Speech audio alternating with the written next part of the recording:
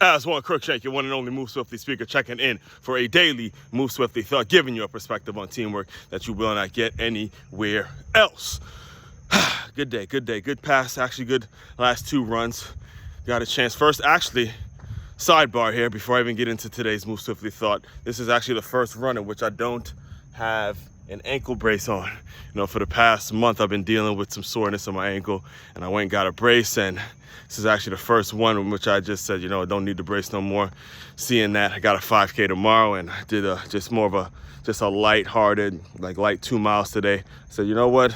Let's do it. Let's just do one without the brace, see how it feels, and that gives me the confidence to go into tomorrow's race and say, forget about the brace, go out, compete your ass off. Go try to win the race, try to win your age group, just go try to win it, try to win the whole thing. That's always the mentality going into these races. That's why I love doing it. Brings that competitive, those competitive juice to start flowing. It's a former football player, you need those. I need those to kind of keep me sane. I need that to keep me sane in a world that celebrates mediocrity, in a world that celebrates being average, a world that, praises you for average shit.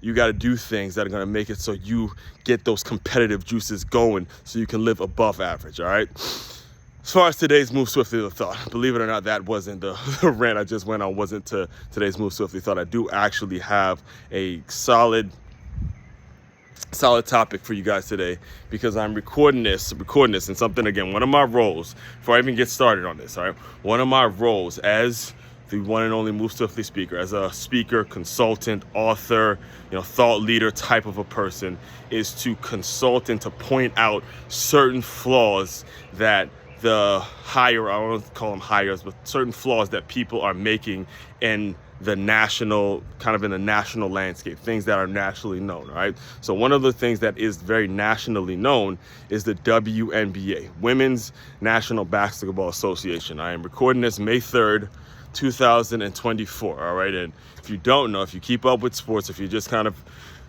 in the mix, if you're kind of in the mix of what's going on in the sports world and the basketball world, again, recording this in May, just 1 month ago, we watched March Madness, all right? And now, actually on the day of me recording this, there's going to be 2 Game 6s in the NBA. Last night, there was 2 closeout games where the Knicks closed out the Milwaukee Bucks and Indiana closed out, the Knicks closed out the Philadelphia 76ers, excuse me. And the Indiana Pacers closed out the Milwaukee Bucks. Again, a lot of exciting NBA action going on. And this is the time that the WNBA chooses to have their first game, chooses to open up their season, all right? This is really, really, really bad timing. It's really, really bad timing on multiple fronts. And again, you're speaking to someone, grew up in the DMV area.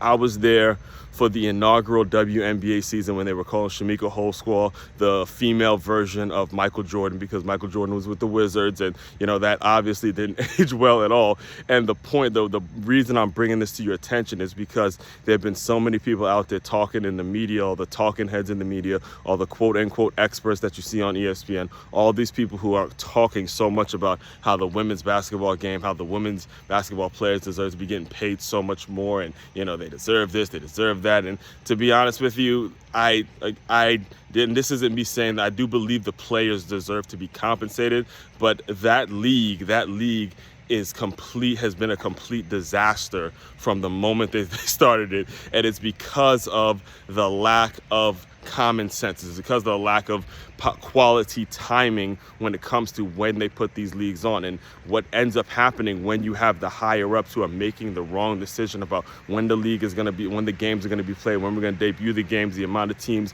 where it's going to be, all the logistical work that comes with building a brand new league.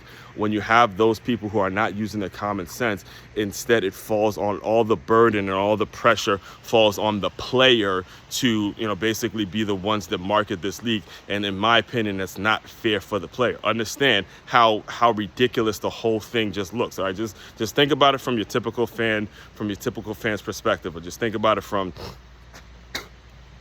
the perspective of someone who would be a season ticket holder, or someone who is a fan of college, of women's basketball, like I am, someone who actually does enjoy watching these females ball and things like that. You get 1 month ago, you see these ladies in their college uniforms playing their hearts out for their universities, doing everything they can to win a championship for their university and put it all on the line. You can tell that they love their university and they're playing from their heart. 1 week later, less than a week later, now you got a draft in which they're already on these WNBA teams, and then another a few weeks go by, and all of a sudden the first game starts. The quality of the product feels rushed. It's almost like you go to a car shop, or you go buy a car, and you just buy one used without checking the Carfax, without checking any accident history, or buy any product that you may try. You go buy a house, you don't look at it, you don't make sure there's proper inspection, you don't make sure the water's running, all that kind of stuff. That's the way the WNBA feels to your typical consumer. Is like the product just feels rushed. If it's a brand new person that's coming into the women's basketball world, it's like, wait a minute, I just saw so-and-so playing for the university. Now I'm seeing her with this professional league, and I got this big the huge one, which is the NBA. I got there at the height of their season with the playoffs and things like that. Why would I waste any time watching this, right? Why would you put the season right at this particular time? Why would you put the start of the season at this particular time?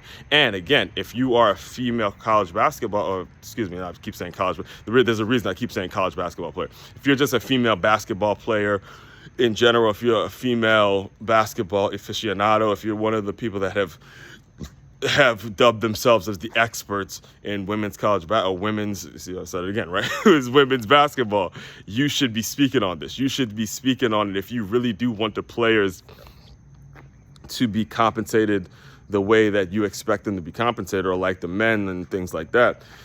You should be speaking on the fact that the timing of this league needs to get better. You got to have a better quality timing of this league so that you can keep fans engaged and the product doesn't feel so rushed from the Final Four all the way to the WNBA, which is, again, it's only been a few weeks, and now we're seeing these same ladies that we watched in the Final Four. Now we're expected to watch them play in the WNBA and really play their hearts out. Again, it's not a realistic thing. Nobody really can connect with that. In fact, I remember, and I'll close you out with this, because in my opinion, arguably one of the greatest women's basketball players to ever lace them up is a lady named Maya Moore. Maya Moore voluntarily chose not to come back to the WNBA because in her mind she had more important work to do. She left the game when she was still at her prime and she could still ball and still do her thing.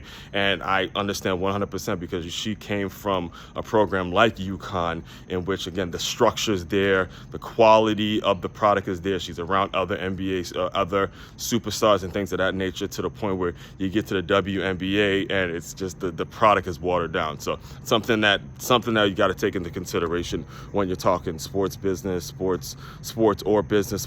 Sports and business are two separate things, by the way. So make sure you take that into consideration as well. But again, I have a lot of thoughts on this. I see I'm getting a little long-winded on you guys, but main website to check out to dive deeper into all my work, MakeYaMove.com. That's MakeYaMove.com. One-stop shop for your teamwork and your self-development needs. Aswand, Cruickshank, your one and only Move Swiftly speaker, checking out. You guys continue to move swiftly. We will talk more soon.